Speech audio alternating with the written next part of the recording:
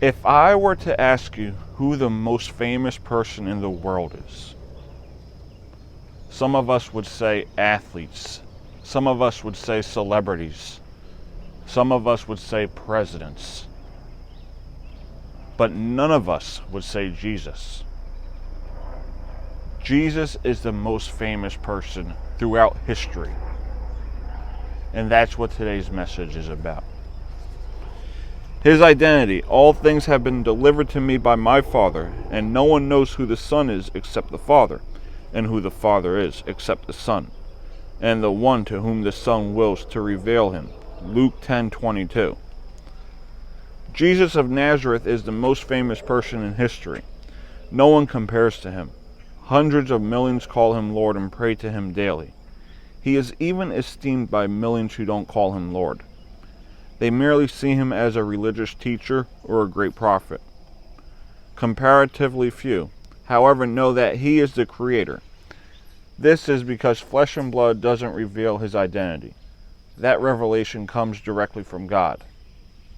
The Gospel of John begins by telling us all things were made through him, and without him nothing was made that was made. John 1:3. Jesus is the Christ, the chosen one. This is a truth that Jesus told Peter, and one we could only know if the Father revealed it to us. Jesus answered and said to him, "Blessed are you, Simon Bar-Jonah, for flesh and blood has not revealed this to you, but my Father who is in heaven." Matthew 16:17. Soul Search. Do I believe that Jesus is the Christ, the Son of the living God? Father, I believe in Jesus with all my heart and trust alone in him for my eternal salvation. Jesus is the Son of God. And do we truly know Jesus? You could say that you do, but do you truly know Jesus? You could say I'm a Catholic, but do you truly follow the Catholic beliefs? Knowing Jesus and his identity and what he's about, it's not about going to church. It's not about praying every day. It's about living by that example. Living by his words, his desires, and bringing his identity to the world. Knowing Jesus is about how we treat people. We aren't true followers of Jesus if we do the opposite. We aren't true Catholics if we do the opposite. And this book truly could be a lesson to you all as I preach.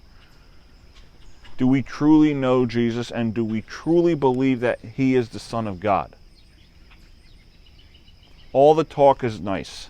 Yeah, I believe. I believe in him, I go to church, blah, blah, blah. But it means nothing if your actions are the opposite. You can't be a believer in Christ but be a toxic person to others. You can't be a believer in Christ but treat people like they're nothing.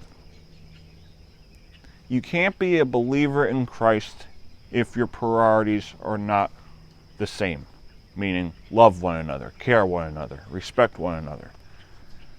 You can't be a believer in Christ if you mistreat people. So do you truly believe that Jesus is the Son of God?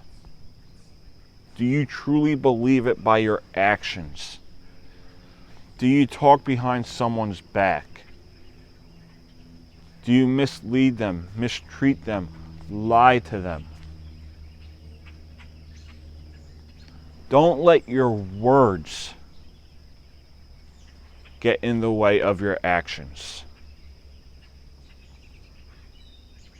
Let your actions show the world, but show yourself that you truly believe that Jesus is the Son of God. That you truly believe that. God doesn't care about words. God cares about actions. If you believe in it, if you believe in your faith, you believe in Jesus, your actions will show it. I conclude with this. Don't tell people you believe in Jesus. Let your actions show it. Because the way you treat people will show what you believe. And if you treat people with love instead of hate and toxic ways, yourself, the people around you, and the world will know that you believe in Jesus.